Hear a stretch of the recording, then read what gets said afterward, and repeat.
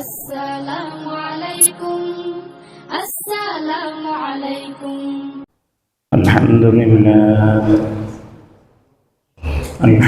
لله وكفى وسلام على عباده الذين اصطفى أما بعد فأعوذ بالله من الشيطان الرجيم بسم الله الرحمن الرحيم ولله على الناس حج البيت من استطاع إليه سبيلا ومن كفر فإن الله غني عن العالمين صدق الله المولانا العظيم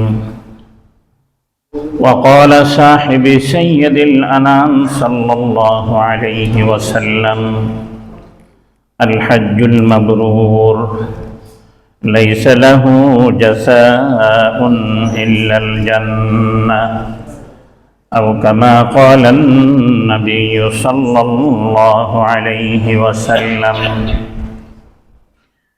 وصدق رسوله النبي الأمي الكريم وصدق من الشاهدين والشاكرين والحمد لله رب العالمین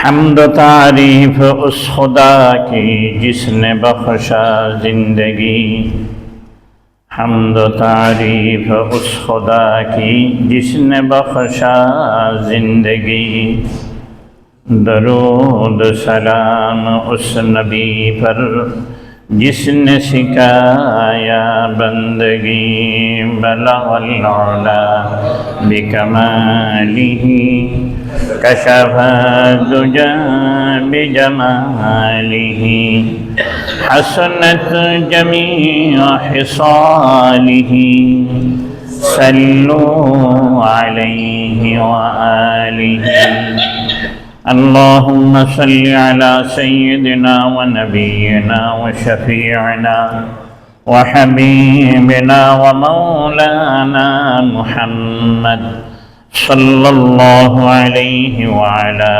آله وأصحابه وبارك وسلم الحمد لله ثم الحمد لله الله سبحانه وتعالى আমাদের সকলকে দামি মাস কিমতি মাস হজের মাসগুলির প্রথম মাস শাওয়াল মাসের তৃতীয় জুমা আদায় করার জন্য মসজিদে আসার বসার কোরআন ও হাদিস থেকে কিছু আলোচনা শুনবার এবং বলবার যে তৌফিক আল্লাহ সুবহানাহু ওয়া তাআলা দান করলেন এই জন্য জুবানান কালিমাতুশ শুকর আদায় করি বলি আলহামদুলিল্লাহ। আল্লাহ সুবহানাহু ওয়া তাআলার দরবারে দরখাস্ত পেশ করি আল্লাহ আমরা যে কয়েকখানা সালাতু সালাম পড়লাম এই কয়েকখানা সালাতু সালামকে অগণিত গুণ অজস্র গুণ বৃদ্ধি করে আল্লাহর হাবিবের উপযুক্ত করে পুরনো মহাব্বতের সহিত সহি করে শুদ্ধ করে যেভাবে তেলাওয়াত করলে আল্লাহ এবং আল্লাহর রসুল সন্তুষ্ট হবেন এই তরিকা মোতাবেক সলুক মোতাবেক সোনার মদিনার মধ্যে হাদিয়াতান পৌঁছায় দিন বলেন আমিন। গুনাহ মাফ চাচ্ছে সমস্ত উম্মত মুহাম্মাদিয়া যারা দুনিয়া থেকে বিদায় নিয়ে গেছে যারা দুনিয়াতে জীবিত আছে কিয়ামত পর্যন্ত যত মুমিন মুমিনা দুনিয়াতে আসবেন আল্লাহ সকলের সমস্ত গুনাহতা মাফ করে দিন সকলকে জান্নাতি হিসেবে কবুল মঞ্জুর করে দিন আলহামদুলিল্লাহ সুম্মা আলহামদুলিল্লাহ। আল্লাহ সুবহানাহু ওয়া তাআলা মুবারক মাসের মুবারক আলোচনা করার যে সুযোগ দিয়েছেন যে আলোচনা শোনার সুযোগ দিয়েছেন এটা আল্লাহ তাআলা বিশেষ মেহেরবানি। আমরা গত জুমায় হজের আলোচনার মধ্যে ছিলাম। আমার তো এরকম ইলম নাই, আমি তো নালায়েক ইলম, আমলও নাই, বলার মতো যোগ্যতা ওইরকম জবানও নাই। এরপরও টুডাপাড়া যদি কয়েকটা কথা বলি যেন আল্লাহ তাআলা আমাকে আমল করার আপনাদেরকে আমল করার জন্য তৌফিক দান করেন ইনশাআল্লাহ। হজ অত্যাধিক একটা দামি জিনিস, দামি ইবাদত। ইবাদত করতে গিয়ে 4টে জিনিসের প্রয়োজন হয়। শরীরের প্রয়োজন হয়, অর্থের প্রয়োজন হয়, সময়ের প্রয়োজন হয়, স্থানের প্রয়োজন হয়। এই 4টা জিনিসের সমন্বয়ে ইবাদত সংগঠিত হয়। ইবাদতের মধ্যে প্রধান ইবাদত 4টা। আল্লাহ নবী রাসূলুল্লাহ সাল্লাল্লাহু আলাইহি ওয়াসাল্লাম জুবানে এভাবে বলছেন, বুনিয়াল ইসলাম আলা খামসিন, ইসলামের বানা 5 জিনিসের উপরেই। কুলু লা ইলাহা ইল্লাল্লাহ, প্রথম হচ্ছে কালেমা লা ইলাহা ইল্লাল্লাহ মুহাম্মাদুর রাসূলুল্লাহ সাল্লাল্লাহু আলাইহি ওয়াসাল্লাম। এরপর ওয়াকিমিস সালাহ ওয়া তাসাউম রমাদান ওয়া আতাউজ যাকাত ওয়াল হজ্জুল বাইতুল্লাহ। প্রথম যেটা, এটা এমন একটা বেনা, আগে যে কতগুলি কুঠির ঘর ছিল, এগুলি করার জন্য মধ্যখানে একটা খুঁটি দেওয়া লাগতো, 4 কোণা 4টা খুঁটি দিত। মধ্যখানের খুঁটিটা এত জরুরি ছিল, সালটা রাখার জন্য এটা জরুরি 4 কোণার খুঁটির চেয়ে বেশি। ওই জন্যই যে 5টা জিনিসের কথা আল্লাহ নবী বলছেন, 5টার মধ্যে বাকি যে 4টা রয়ে গেছে, ওই 4টা ঠিকই থাকবে যদি প্রথমটা ঠিক থাকে। প্রথমটা ঠিক নাই, বাকি 4টা যতই করুক এগুলোর কোনো দাম নেই। ওই জন্যই প্রথমটা ইবাদত, আউয়াল ইবাদত, এমন ইবাদত এটা সারা জান্নাতে যাওয়ার কোনো রাস্তা, কোনো পথ, কোনো কিছুই নেই। এটা হইলেই জান্নাতে যাওয়ার আশা আছে। ওই জন্যই আল্লাহ সুবহানাহু ওয়া তাআলা আমাদের সকলকে ঈমানের মধ্যে মজবুত থাকার তৌফিক দান করুক বলেন আমিন। চতুর্থ যেগুলি রয়ে গেছে 4টা, ওই 4টা ইবাদত। আমি প্রথম বলছি ইবাদত করার সময় 4টা জিনিসের প্রয়োজন: শারীরিক, আর্থিক, সময়, স্থান।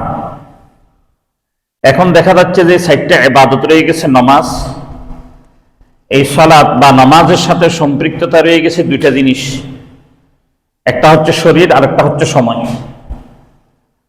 স্থানেরও প্রয়োজন পড়ে না, যে কোনো জায়গায় নামাজ পড়া যায়, নাপাকি ব্যতীত, নাপাক জায়গা ব্যতীত যে কোনো জায়গায় আপনি নামাজ পড়তে পারবেন, স্থানের প্রয়োজন পড়ে না। নামাজের জন্য আপনার অর্থের প্রয়োজন নেই। আমি সংক্ষিপ্ত আকার বলতেছি, বুঝে নেবেন আপনারা, আকলমানদারা ইশারায় কাফি।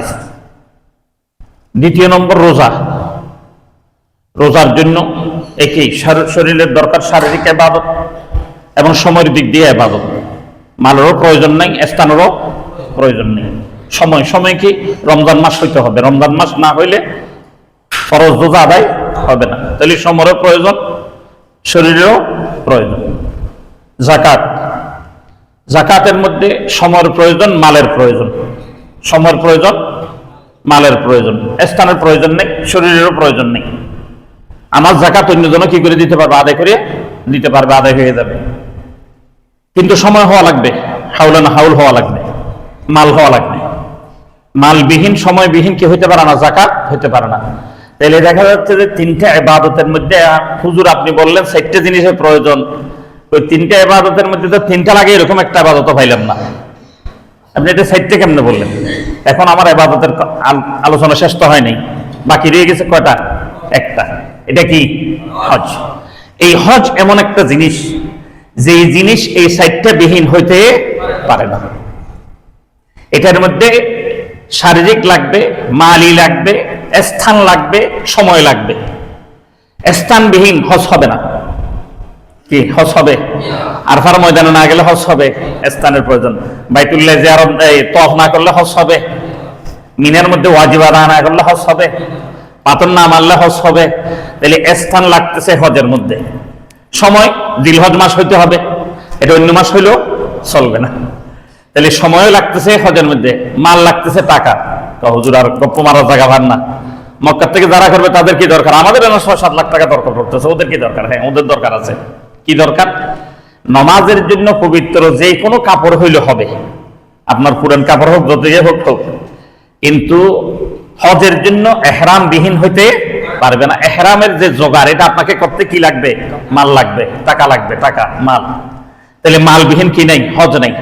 এখন শারীরিক যদি আপনি না যান, তাহলে কি হজ হবে না। তাহলে এর জন্য হজ এমন একটা ইবাদত যে 4টা জিনিস ইবাদতের জন্য প্রয়োজন, ওই 4টা জিনিস শুধু একটা ইবাদতের মধ্যে লাগতেছে, এটা হচ্ছে কোনটা? হজ। এত গুরুত্বপূর্ণ ইবাদত, এত গুরুত্বপূর্ণ ইবাদত। আল্লাহু আকবার, আল্লাহু আকবার। আমি জানি না আপনাদেরকে গুরুত্ব বুঝাইতে পারছি কিনা, আমার এলমি কোতাহি আর কি, এলমি দুর্বলতা, জবানের দুর্বলতা। এত গুরুত্বপূর্ণ ইবাদত, নামাজ এত বড় ইবাদত।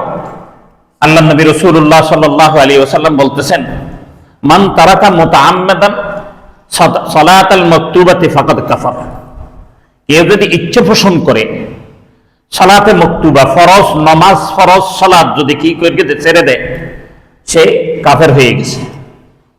আমাদের মাযহাবের মধ্যে কুফরি করছে এটা বলে।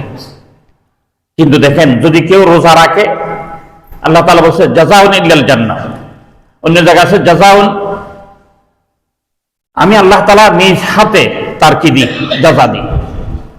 যাকাতের ব্যাপারে আল্লাহ সুবহানাহু ওয়া তাআলা কোরআনের মধ্যে বলছেন, সূরা তওবা যখন আমরা তেলাওয়াত করব তখন আমরা পাবো, ইয়াউমা ইউহমা আলাইহা ফি নারি জাহান্নামা ফাতুকওয়া বিহা জিবাবুহুম ওয়া জুলুবুহুম ওয়া যুহুরিহিম হাদা। বলে আমি তোমাদেরকে যে অর্থ দিছি, এই অর্থ তোমার জন্য এত অভিশাপ হয়ে দাঁড়াবে তুমি যদি যাকাত আদায় না করো, যে তোমাকে কাল কিয়ামতের ময়দানে এগুলিকে গলাইয়া, এই অর্থকে গলাইয়া, স্বর্ণের হার বানায় না, এটাকে হার গলানো ছাড়া বানায় না, গলাইয়া বানায়, গলাইয়া বানায়। বলে গলাইয়া যেরকম স্বর্ণের হার বানায়, তোমার জন্য এরকম আগুনের হার বানানো হবে। এই তোমার কাঁচ, তোমার অর্থগুলিকে জমাইয়া, তোমার কানের দুল পরানো হবে, তোমাকে গলার বেরি পরানো হবে, নাকের বালা পরানো হবে, হাতে যে এখন যুবকরা চুরি পরে না, চুরি, ওই চুরির কাল কিয়ামতের ময়দানে পরাবে, চুরি হিসেবে পরাই দিবে, বেরি হিসেবে পরাই দিবে, এগুলি সব পরাইতে থাকবে।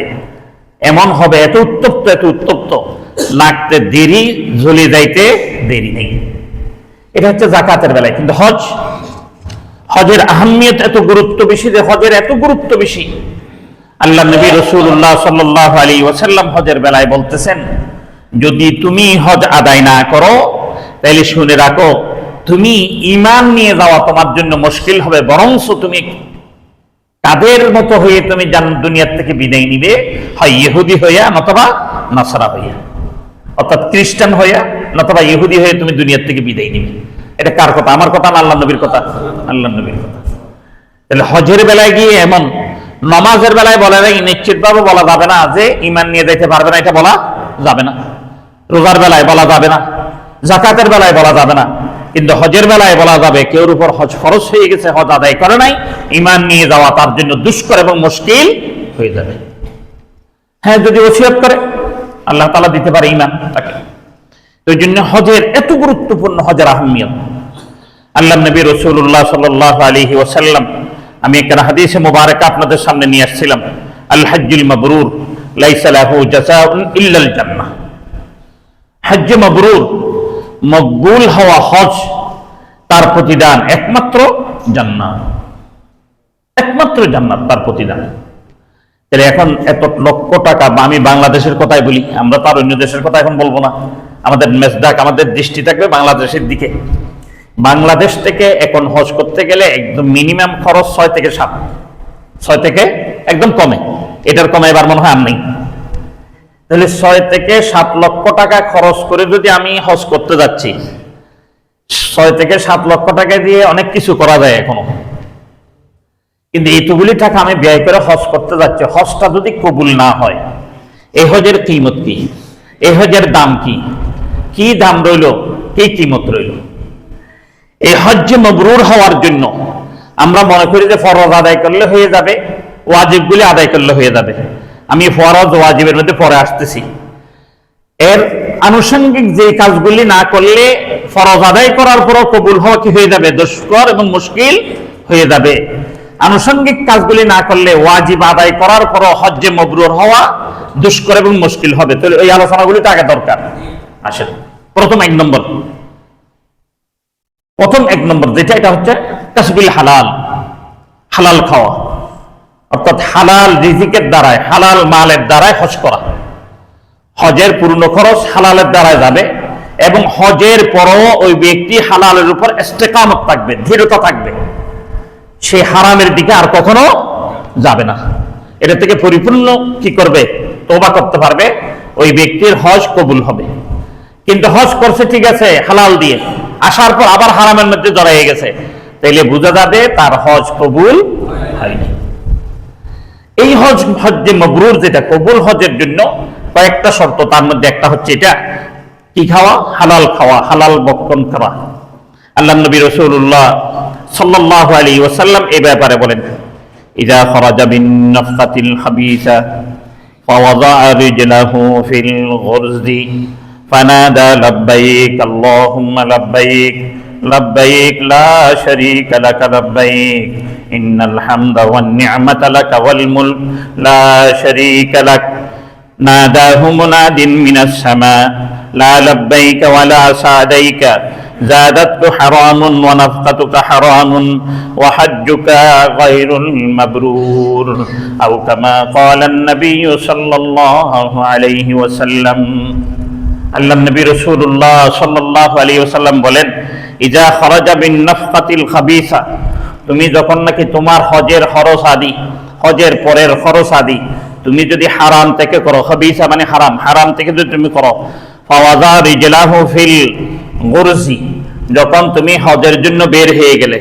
ঘর থেকে বের হয়ে যখনই প্রথমে তুমি সওয়ারের মধ্যে পা রাখবে, সওয়ারি বলতে আমরা যে গাড়িটা ঘর থেকে বের হয়ে গাড়িতে উঠবো না, গাড়িতে উঠে হজের জন্য সফরে বেরিয়ে যাবো না, এই সফরে বের হওয়ার সময় যে গাড়িতে পা রাখবে, পা রাখার পর তুমি কি বলবে, লাব্বাইক আল্লাহুম্মা লাব্বাইক লাব্বাইক লা শারীকা লাকা লাব্বাইক ইন্নাল হামদা ওয়ান নি'মাতা লাকা ওয়াল মুলক লা শারীকা লাক। এই তালবিয়া তুমি বলবে, যে তুমি এই তালবিয়া বলবে, সাথে সাথে নাদাহু মুনাদিম মিনাস সামা, আসমান থেকে ফেরেশতা আওয়াজ দিয়ে উঠবে। কেন ফেরেশতা আওয়াজ দিবে? বান্দা যখন নামাজ পড়ে, আমরা এখন জুমা পড়তে আসছি, এই জুমাকে কবুল করার জন্য একজন জিম্মেদার দিতেছে ফেরেশতাকে, আমার এক একজনের জন্য এক একজন ফেরেশতা জিম্মেদার, তুমি তার জুমাকে সুন্দর করে নিয়ে আসবে। যখন যদি হালাল জুমা হয়, তার জান্নাতি রেশমি কাপড়ে পেঁচিয়ে তাকে নিয়ে যাওয়া হবে। আর যদি হালাল জুমা না হয়, অর্থাৎ জুমা যদি কবুল না হয়, জাহান্নামের চাদর দ্বারায়, একদম গরম উত্তপ্ত চাদর দ্বারায় তার নামাজকে লিপটিয়ে জাহান্নামে নিয়ে যাওয়া হবে। এই ফেরেশতা বলতে থাকবে, কি বলতে থাকবে, লা লাব্বাইক ওয়া লা সাদাইক, তুমি যে লব্বাইক বলতেছো, তোমার লব্বাইক আসমান পর্যন্ত পৌঁছতেছে না, জান্নাত পর্যন্ত পৌঁছতেছে না, ওয়ালা সাদাইক, তুমি এরকম সৌভাগ্যবান হতে পারো নাই। কেন? আমি কি দোষ করলাম? দোষ কি আমার? দোষ শুনে রাখো, কি দোষ? জাদুকা হারামুন, জাদুকা হারামুন, তোমার আয়েশ ইশরাত এগুলি সব হারাম, ও নাফতাকা হারামুন, তুমি যে খাইতেছো পান করতেছো এগুলি সব হারাম। ওই জন্যই আল্লাহ নবী রাসূলুল্লাহ সাল্লাল্লাহু আলাইহি ওয়াসাল্লাম স্পষ্ট ঘোষণা করে দিলেন, ওয়াহাজ্জুকা গায়রুল মাবরুর, এরকম ব্যক্তির হজ আল্লাহ তাআলা কি করবেন না, কবুল করবেন না। 2 নম্বর, হজ করার সময় হজ দেখানোর জন্য হজ করা, সুনামের জন্য হজ করা আছে কি নেই? নাই মনে হয়। হাজী সাহেব কেমন আছেন? মন্তরা হাজি বগো যমতু মোরা হাজি বগো, মন্তরা হাজি বগো যমতু মোরা হাজি বগো, নফসানিয়ত দিদারায়া নফসানিয়ত দিদায়ে রদ্দে হুজুর। আমার নফসে আমাকে এমন ভাবে নিয়ে নিছে, আমাকে শুধু হাজি বললে খুব ভালো লাগে, এরকম ভালো লাগার কারণে আমার হজ কি হয়ে যাবে, বরবাদ হয়ে যাবে, নষ্ট হয়ে যাবে, কবুল হবে না।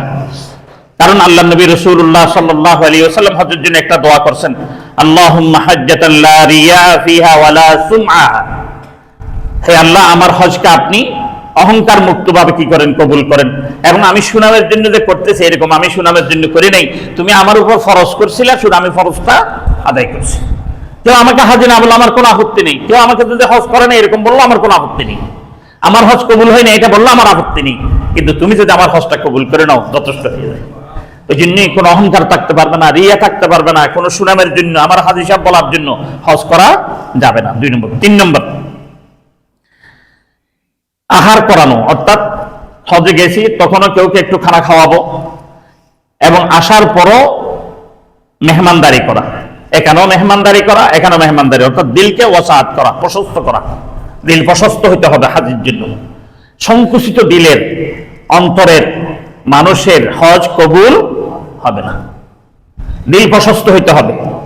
আল্লাহ নবী রাসূলুল্লাহ সাল্লাল্লাহু আলাইহি ওয়াসাল্লাম বলেন, আল হাজ্জুল মাবরুর ইতআমুত তাআম ওয়া তাইয়িবিল কালাম। যিনি যদি হজ্জে মাবরুর করতে চায়, হজকে কবুল করতে চায়, এই দুইটা কাজ সে করবে। 3 নম্বরে দুইটা কাজ। একটা কাজ হচ্ছে যে মানুষকে খানা খাওয়াবে। যেমন আপনারা যারা হজে গেছেন তারা দেখছেন, উমরা গেছেন তারা দেখছেন, একটা প্যাকেট, কিসের প্যাকেট, খেজুরের প্যাকেট নিয়ে দাঁড়ায় রয়েছে, নেন ভাই নেন নেন, খেজুর দেয় না? আল্লাহ, তারা বুঝে, আমরা বুঝি না। বাঙালিরা কমিটা দেয়, দেয় না, আমি এটা বলতেছি না, কেউ কেউ দেয় না তা না, এটা হচ্ছে ওয়াসাআতে দিন। আমার অন্তর প্রশস্ত, সংকীর্ণ অন্তর নিয়ে আমি বাইতুল্লাহ যাইনি, কারণ তিনিও প্রশস্ত, আমার দিলও প্রশস্ত হইতে হবে, তখন আল্লাহ তাআলা হজ্জে মাবরুর করবেন। এবং আতিয়াবুল কালাম, কথাবার্তা অতি সংযমওয়ালা হইতে হবে। ওয়ালা রাফাসা ওয়ালা ফুসুকা ওয়ালা জিদালা ফিল হজ্জ। এখন তো এমন অবস্থা, হাই হাই আফসোস, বললেও দুঃখ লাগে। কেমন জানেন, যখন জিয়ারত জন্য গাড়িতে উঠবে না, কার আগে কে উঠে সামনে বসবে এটার জন্য দৌড়াদৌড়ি শুরু হয়ে যায়। না, আমি আবার ভুল বললাম মনে হয়। আইসা তাড়াতাড়ি ব্যাগ জানালা দিয়ে ব্যাগ রেখে দিছে, আইসা আরেকজন যখন ব্যাগ সরাই বসে গেছে, এই মেয়ে আপনি বসলেন কেন, অমুক না সমুক না। আল্লাহ তাআলা বলছে, ওয়ালা জিদালা ওয়ালা রাফাসা ওয়ালা জিদালা ফিল হজ্জ। হজের মধ্যে উঁচু বাক্য পর্যন্ত করা যাবে না, গালিগালা তাও দূরের কথা, ঝগড়া বিভেদ তো দূরের কথা, উঁচু বাক্যে কথা পর্যন্ত বলা যাবে না। কারণ আপনি এমন জায়গায় গেছি, এত ইহতিরামের জায়গা, এটা আল্লাহর ঘর রয়ে গেছে এখানে। আমি কেমনে বড় আওয়াজে কথা বলবো? এখানে বড় আওয়াজে কথা হতে পারবে না, এটা আল্লাহ তাআলার আদেশ। সূরা বাকারার মধ্যে আপনারা দেখে নিতে পারেন। এরপরে বলতেছে ভাষা হইতে হবে মধুর, সুন্দর ভাষা হইতে হবে। এরপর হচ্ছে আপনার 4র্থ নম্বর, সালাম আদান প্রদান করতে হবে। এখানেও থাকবে, হজের পরেও থাকবে। আল্লাহ নবী রাসূলুল্লাহ সাল্লাল্লাহু আলাইহি ওয়াসাল্লাম বলেন, ওয়াকালা রাসূলুল্লাহ সাল্লাল্লাহু আলাইহি ওয়াসাল্লাম হজ্জাকাল মাবরুর ইফতিতাহুস সালাম। তুমি যদি তোমার হজকে কবুল করতে চাও, তুমি সালামের প্রবণতা বাড়িয়ে দাও, বেশি বেশি সালাম দাও, বেশি বেশি সালাম দাও, বেশি বেশি সালাম দাও। কিন্তু আমাদের দেশে সবচেয়ে বেশি খারাপ সুন্নাহ এটা কি জানেন? বড় সালাম নিতে চায় ছোট থেকে। কিন্তু আমি যদি আপনাদেরকে বলি, শামাইলে তিরমিজি পড়েন, তারিখ ইবনে হিশাম পড়েন, তারিকুল ইসলাম পড়েন, এই রাসূল ইসলামের যে সিরাত যত আছে সমস্ত সিরাতগুলি পড়েন, একটা জিনিস পাবেন, আল্লাহর নবী রাসূলুল্লাহ সাল্লাল্লাহু আলাইহি ওয়াসাল্লাম ছোট নাই বড় নাই, বরংস ছোটদেরকে সালাম বেশি দিতেন, ছোটদেরকে সালাম বেশি দিতেন। ওই জন্য সালামের প্রবণতা করা তৌফিক দান করে বলেন আমিন। 5 নম্বর, এটা শুধু হজের জন্য, তালবিয়া পাঠ করা বেশি বেশি করে, গল্প গুজবে না থেকে তালবিয়া পাঠ করতে থাকা। অন্য কিছু করি আর না করি, এখন তো অনেকে এমন অবস্থা যে বিভিন্ন বড় বড় দোয়া শিখার পিছনে পড়ে যায়। আমি আপনাদেরকে বলি, এটা মুস্তাহাব, সুন্নত না। সুন্নত শুধু 2টা আছে, একটা হচ্ছে আরফার ময়দানে কি পড়বেন, আর একটা তওয়াফের মধ্যে কি পড়বেন, এটা ইনশাআল্লাহ পরবর্তী আমি জানাবো। কিন্তু সবচেয়ে বেশি জরুরি যেটা, এটা হচ্ছে যে বেশি বেশি করে তালবিয়া পড়া, হজের জন্য তালবিয়া পড়া। তালবিয়াটা যেটা আমি কিছুক্ষণ আগে আপনাদের সামনে পড়ছি। এরপর হচ্ছে যে নহর করা, হাদি বলেন, কুরবানি বলেন, যেটাই বলেন না কেন, আসলে এটার নাম হচ্ছে হাদি। এটা হজের কোনো ভুল ত্রুটির জন্য হাদি দেওয়া। অনেকজনে করে কি, এটা মাসালাটা বলি ফেলি যখন কথা প্রসঙ্গে আসছে, অনেকজনে কোরবানি ওয়াজিব, হজ ফরজ। তো হজ করতে গেছে, এখানে তো বলছে কোরবানি তো দিতেছি, কোরবানি বলে না, কোরবানি কোরবানি বলি ফেলে। কিন্তু কোরআন শরীফের ভাষায় কিন্তু এটা কোরবানি না, এটা হাদি। এটা হচ্ছে যে আপনার কোরবানি না, এটা হচ্ছে আপনার হজের যে ভুল ত্রুটি, যদি ওয়াজিবের মধ্যে কোনো ত্রুটি হয়ে থাকলে, তাহলে এই হাদিটার দ্বারাই আপনার কি করা হবে, এটা সমান সমান করে দিয়ে আপনাকে হজটা কবুল করা হবে। এই জন্যই এটা হাদি দেওয়া হয়, এটা কিন্তু আপনার কোরবানি না। কোরবানি এক জিনিস, হাদি আরেক জিনিস। আপনার কোরবানি ওয়াজিব, আপনি কোরবানি দেশেও দিতে পারেন, ওখানেও দিতে পারেন, কোনো সমস্যা নেই। কিন্তু হাদিটা আপনাকে দিতে হবে, যদি হজ্জে তামাত্তু যারা করে তাদের জন্য হাদি দেওয়া ওয়াজিব। তাদের জন্য কি হাদি দেওয়া ওয়াজিব, হজ্জে তামাত্তুর জন্য।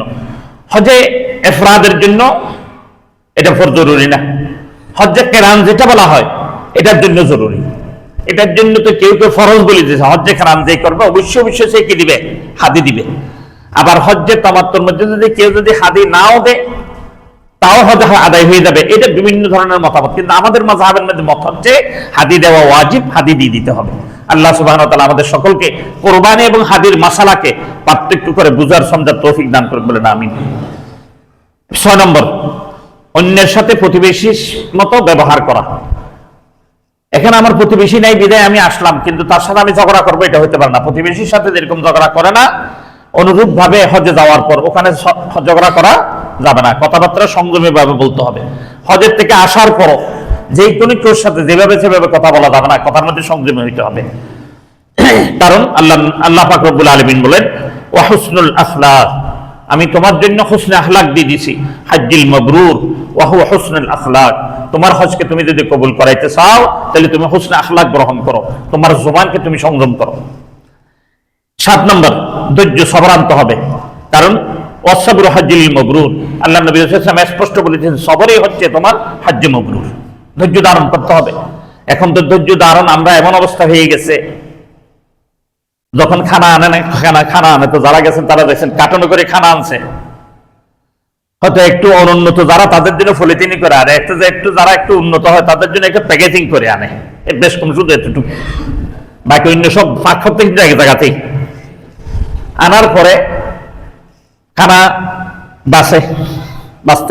বাঁচতে নিজের পছন্দ যেগুলি এগুলি নেয়, বাকিগুলি ছাদের ভেতরকে ফেলে চলে যায়। এই জিনিসটাই হচ্ছে হোসন আখলাক হয় নাই, আখলাক আযীমা হয়নি, আখলাকে করিমা হয় নাই, কোন আখলাকের মধ্যে এটা পড়ে নাই।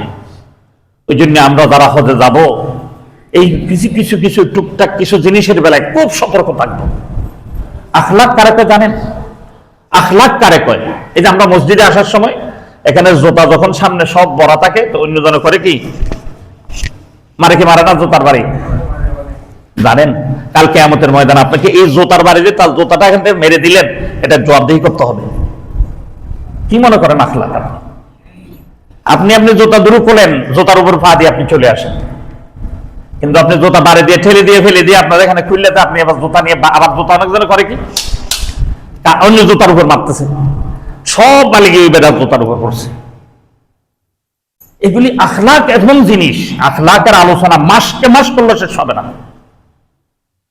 আখলাক এমন জিনিস, যদি বন্দার আখলাক শুধরে যায়, মাশারাত এবং মামলাত এই দুটো জিনিস অত্যাধিক বিশাল জিনিস। আল্লাহ যদি তৌফিক দেন ইনশাআল্লাহ আমি এগুলির উপর আলোচনা যদি আল্লাহ তৌফিক দেন। মামলাত মাশারাত এত বড় জিনিস, ক্ষেত্র বিশেষ নামাজের চেয়ে বড়, ক্ষেত্র বিশেষ নামাজের চেয়ে বড়। এই মামলাত মাশারাতের জন্য আপনাকে সমস্ত নেকি নিয়ে যাওয়ার পরও জাহান্নামে চলে যেতে হবে। মামলাত মাশারাতের জন্য এত বড় জিনিস মামলাত মাশারাত। তার মধ্যে একটা হচ্ছে আমি বললাম ধৈর্য। এই ধৈর্য ধরতে হবে, সবর করতে হবে। আমি যখন জিয়ারা নিয়ে যাবে গাড়ি, আমি আগে উঠবো না, আলহামদুলিল্লাহ আল্লাহ পাক আমাকে যথেষ্ট দিছে, আমি দরকারে পিছনে বসবো, আমি পিছনে বসে ওনারা সামনে বসুক, যার যেটা আরাম মতো বসুক, এই নিয়তটা আমি রাখবো। আমার দ্বারা যেন কেউর ক্ষতি না হয়, কোনো ধরনের ক্ষতি না হয় যেন। ওই জন্যেই এই কথা যখন আসছে এটাও বলে ফেলি, হজের আসওয়াদে চুমু দেওয়ার জন্য একদম উত্থুর হয়ে পড়ে যায়। বাস্তব বিশ্বাস করেন, এটা নফলও না, এটা কিও না, নফলের মধ্যে পড়ে না। এটা হজের আসওয়াদে চুমু দেওয়া ফরজ তো নাই, ওয়াজিব তো নাই, সুন্নত তো নাই, এটা কিও না, নফলও না। কিন্তু এটাতে চুমু দেওয়ার জন্য এমন ফাড়াফাড়ে বেজে যায়, অনেকজন মারাও যায়। কারণ এখানে যে পাথরটা রাখছে ভিতরে, উপরে একটা পাথর আছে, এমনি পাথরটা কিন্তু উপরের দিকে আছে। যখন চুমু দিতে যায় এটা সিনার মধ্যে কি চাপ করে, উপর থেকে চাপতে, তখন অবস্থা কাহিল হয়ে যায়। এখন আমরা মনে করি কি যে চাপ দিছে তার দোষ দিই, কিন্তু আমি খেয়াল করলাম না যে এটা তো কোনো জরুরত ছিল না, কেন আমি দিতে যাবো এভাবে। আমি যদি এভাবে না যেতাম, এরকম মন মানসিকতা যখন সকলের হয়ে যাবে, দেখা যাবে সুন্দরভাবে চুমু সকলেই দিতে পারবে। তখন দিয়েছিলেন, এখনো সুন্দরভাবে চুমু দিতে পারে, সকলে পারবে। কারণ এখন করে কি, আমি একদম প্রতিদিন 10 বার করে দিব। তা আপনি যদি প্রতিদিন 10 বার করে দেন, 25 লাখ গেছে মানুষ, এই 25 লাখ 10 বার করে দিতে পারবে, তাহলে আপনার জন্য মাহরুম হয়ে গেল অনেকজন, এটার জন্য আপনি দায়ী হবেন। এটাকে বলা আখলাক। এটাকে কি বলা হয়? আখলাক। চরিত্র, সচ্চরিত্র। আল্লাহ সুবহানাহু ওয়া তাআলা আমাদের সকলকে বুঝার সমঝার তৌফিক দান করে বলেন আমিন। 8 নম্বর তাকওয়া, ফাইন্না খায়রাজ যাতিত তাকওয়া।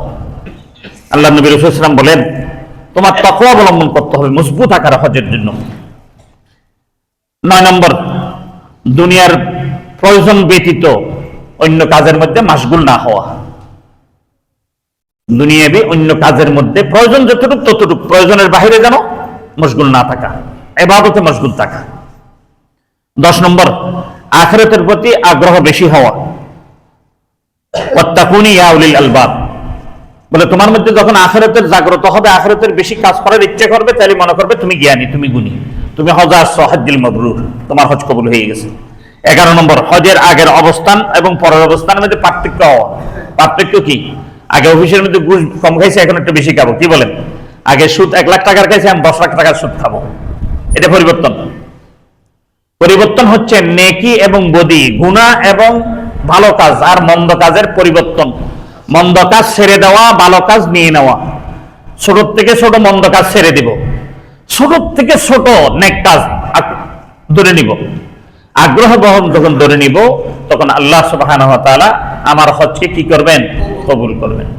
এই হজ কবুল হওয়ার এই কতগুলি শর্ত উলামায়ে কেরাম, মুহাদ্দিসিনে কেরাম, ফুকাহায়ে কেরাম, মুফাসসিরিনে কেরাম এই শর্তগুলি দিয়ে দিয়েছেন।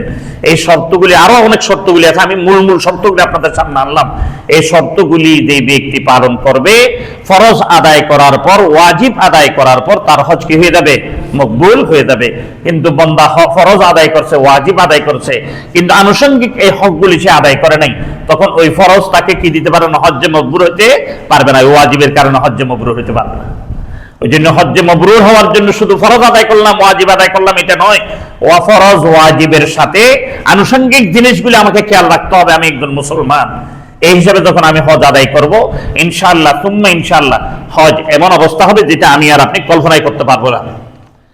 এরপর আসেন, আমি আলোচনা অন্যদিকে চলে যাচ্ছে। এরপর আসেন ফরজ। হজের ফরজ 3টা, হজের ফরজ 3টা, এটা খেয়াল রাখবেন। হজের ফরজ 3টার মধ্যে সর্বপ্রথম হচ্ছে যে আমরা অনেকজনে বলে ফেলি কি করা? ইহরাম বাঁধা। না, ইহরামের সাথে নিয়ত ঢুকিয়ে দেব। ইহরামের সাথে নিয়ত এবং তালবিয়া, যে প্রথম তালবিয়া এটা আদায় যেন হয়। ইহরাম পরব, ইহরামের সাথে নিয়ত করে নিব। নিয়তবিহীন ইহরাম কোনো দাম নেই, নিয়তবিহীন ইহরামের কোনো মূল্য নেই। আপনি শুধু ইহরাম বেঁধে নিলেন, হজ করতে চলে গেলেন, কিন্তু নিয়ত করেন নাই। এই নিয়ত না করার কারণে পুরো কাজটা আপনার কি হয়ে গেল? ব্যর্থ চলে গেল, নষ্ট হয়ে গেল। এখন বলুন যে হুজুর আমি যে টাকাটুকু জমা দিয়েছি এটাই তো নিয়ত না। এখানে আবার যখন আপনি এটা নামাজের জন্য প্রযোজ্য, অন্যান্য ইবাদতের জন্য প্রযোজ্য, হজের জন্য আলাদা। হজের জন্য যখন আপনি ইহরাম বাঁধবেন, ইহরাম বাঁধার সাথে সাথে আপনাকে কি করতে হবে? হজের নিয়ত করতে হবে, উমরার নিয়ত করতে হবে। কথাটা বুঝাইতের জন্য তাহলে আমাকে আবার হজের কথা আলোচনা করতে হবে। হজ 3 ধরনের, এই হজ এরকম, এই হজ এরকম, এই হজ এরকম, এই হজ এরকম। যদি আপনি হজের ইহরাম বাঁধছেন, নিয়ত করেন নাই, উমরা করে ফেলছেন, তো নিয়ত করেন নাই, কিন্তু আপনি তো টাকা জমা দিয়েছেন উমরার জন্য না হজের জন্য? তো নিয়ত করার সময় আপনি এখন যদি উমরার নিয়ত না করেন, উমরাইটা হবে। তো পরবর্তীতে আবার আপনি যখন বাঁধবেন তখনও তো একই অবস্থা, যদি নিয়ত না করেন এদিকে হজের জন্য না উমরার জন্য, এটা তো ঠিক হয়নি। তাহলে ওই জন্য হজের ইহরাম এবং নামাজের মধ্যে পার্থক্য। নামাজের নিয়ত আপনি ঘর থেকে বেরিয়ে আসছেন, আমরা বলি উযু করবেন, আমরা বলি উযু করতে তো আপনার নিয়ত হয়ে গেছে, এটা এক জিনিস, কারণ এটা এর মধ্যে কোনো এদিক ওদিক খাওয়ার সুযোগ নেই। কিন্তু ইহরামের মধ্যে নিয়ত করতে হবে, নিয়ত করতে হবে। 2 নম্বর, আরফার ময়দানে অল্প সময়ের জন্য হলে অবস্থান করতে হবে। অল্প সময়ের জন্য হলো আরফার ময়দান কেন আমি অবস্থান করব? এর হাকিকত কি? এই হজের হাকিকত কি?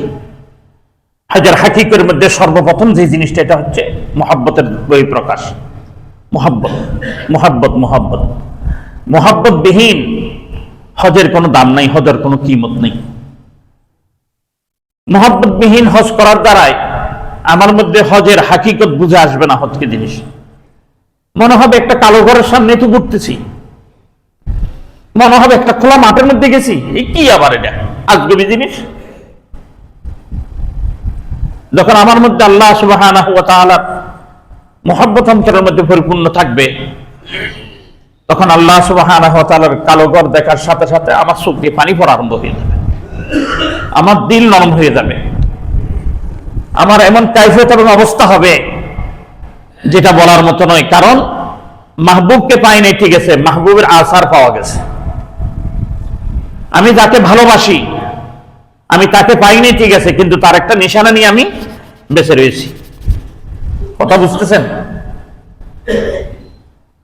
আমি আল্লাহকে দেখি নাই, আমি আল্লাহকে শুনি নাই, কিন্তু আমি যখন আল্লাহর ঘরটা দেখতেছি তখন আমার মধ্যে এই অনুভূতি হতে হবে, আমার যদি এত সুন্দর বাইতুল্লাহ আমি দেখে যদি আজকে আমি 7 লাখ টাকা খরচ করতে পারলাম, আমি আমার আল্লাহর জন্য কত টাকা খরচ করতে পারবো? আমি আমার আল্লাহর জন্য জান এবং মালকে কোরবান করে দিতে পারবো। এই একটা কালো ঘরকে দেখার জন্য আসছে আমি 7 লাখ টাকা খরচ করে, আমি চাইলে সব কিছু ত্যাগ করে চলে আসতে পারবো আমার আল্লাহকে দেখার জন্য। বান্দার মধ্যে যখন এই স্পিরিট আসবে, এটাই হচ্ছে হজের স্পিরিট, এটাই হচ্ছে হজের হাকিকত। আরফার ময়দানে গেছি, এই উপলব্ধি আমার মধ্যে আসতে হবে। আমি 45 দিনের মধ্যে শুধু এই মাত্র একটা দিনের জন্য এই আরফাতে দাঁড়ানোর জন্য চলে আসছি। 45 দিন আমি আমার খেস, আমার আত্মীয়, আমার দেশ, আমার আত্মীয় স্বজন সব ত্যাগ করে দিছি। সব ত্যাগ করে আমি কোথায় চলে আসছি? এই আরফার ময়দানে চলে আসছি। এমন একটা দিন আসবে আমার সাথে আমার বিবি থাকবে না, আমার সন্তান থাকবে না, আমার পিতা থাকবে না, আমার আত্মীয় স্বজন কেউ থাকবে না। ওই দিন আমার কি অবস্থা হবে? এই কিয়ামতের কথা যখন যদি বান্দা কিয়ামতকে যদি পরিপূর্ণভাবে ইয়াকিনান বিশ্বাস করে যদি আরফার ময়দানে দাঁড়ায়, তার কিয়ামতের কথা মুহূর্তে মুহূর্তে স্মরণ হবে। তার দিলের কাইফিয়ত অবস্থা এমন অবস্থা হবে সে কল্পনাই করতে পারবে না যে নামাজের মধ্যে আমার এরকম অবস্থা হয় নাই, যে অবস্থা এখন আরফার ময়দানে আমার হয়ে যাচ্ছে। আর যদি কেউ যদি বিশ্বাস না হয় তখন ওই বান্দার জন্য তো আর কথা নাই, ওই বান্দাকে বোঝানো সম্ভব নয়। কারণ আমাদের বিশ্বাস হয় না কেন? আল্লাহ সুবহানাহু ওয়া তাআলা সূরা কিয়ামার মধ্যে এভাবে বলতেছেন। আল্লাহ সুবহানাহু ওয়া তাআলা বলেন,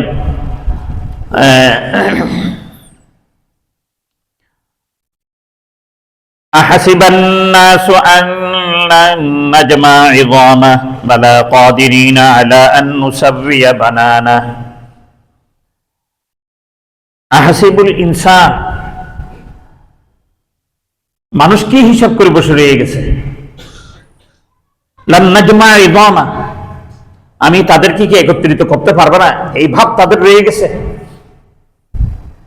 2-1 মিনিট বেশি নিলে ইজাজত দিন। তুমি কি মনে বালা আল্লাহ তাআলা তো তুমি কি মনে করে রয়েছো? বালা কাদিরিনা আলা আন নুসাব্বিয়া বানানা। শোনো, আমি শুধু তোমাকে বানাবো এটা নয়, আমি আল্লাহ তাআলার কুদরতকে তুমি একটু চিন্তা করো। আমি তোমার আঙ্গুলের যে ফিঙ্গারপ্রিন্ট আছে, আমি আল্লাহ সুবহানাহু ওয়া তাআলা এটা পর্যন্ত আমি বানাবো।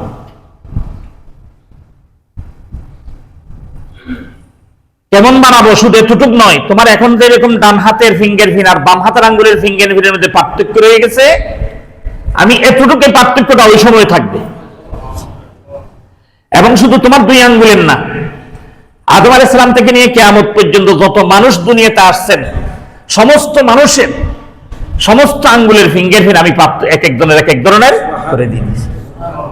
এই একটা জায়গার যদি আমি এত পরিবর্তন করতে পারি, 100 কোটি 1000 কোটি পরিবর্তন আমি যদি করতে পারি, তাহলে তুমি কি মনে করো কাল কিয়ামতের ময়দানে আমি তোমাকে জিন্দা করতে পারবো না?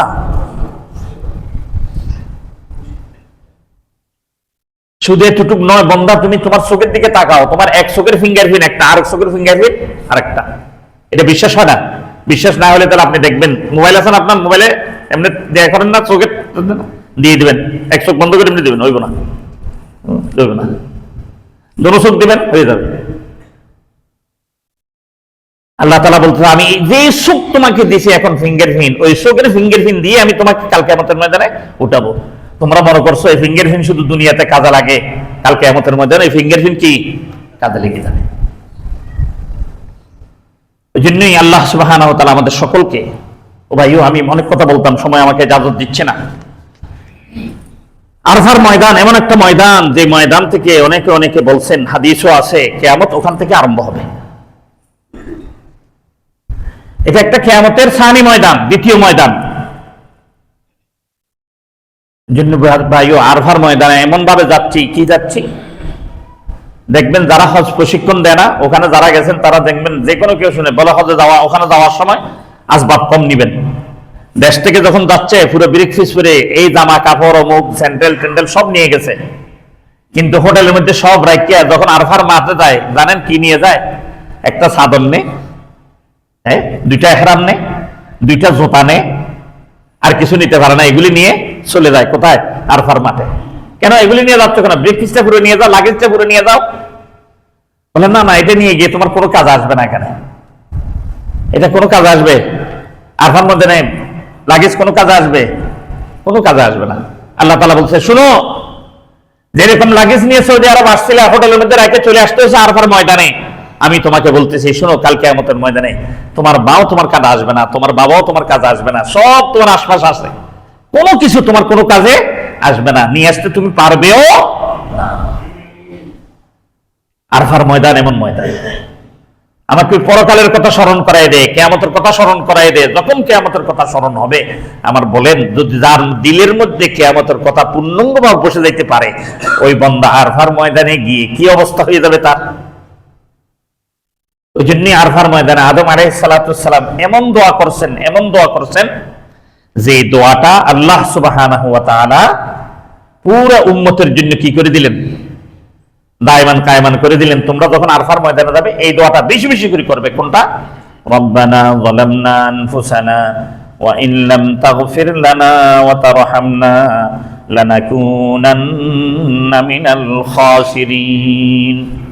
এই দোয়াটা বেশি বেশি করে করবে। যারা হজে যাচ্ছেন এবছর, ওনাদেরকে আমি আহ্বান করবো আপনারা সকলে এই দোয়াটা আরফার ময়দানে বেশি বেশি করে পড়বেন। এরপর হচ্ছে যে ফরজ তোয়াফ, 3 নম্বর ফরজ তোয়াফ। এই ফরজ তোয়াফটা হচ্ছে আপনার 10 তারিখ মাথা মুন্ডানোর পরে আপনি এহরাম অবস্থায় করতে পারবেন, এহরাম ছাড়াও করা যাবে, কিন্তু 12 তারিখের অস্ত নিমিত্তে যাওয়ার আগে করে দিতে হবে।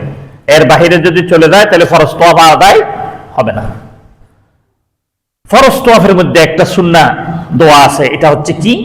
যখন না আপনি রুকনে ইয়ামিনের থেকে হজর আসওয়াদ এই কোণাটার মধ্যে আসবেন, তখন আপনি বেশি বেশি করে এই দোয়াটা পড়বেন, রব্বানা আতিনা ফিদ দুনিয়া হাসানা ওয়া ফিল আখিরাতি হাসানা ওয়া কিনা আযাবান নার ওয়া আদখিলনাল জান্নাতা মা'আল আবরার ইয়া আজিজু ইয়া গফফার।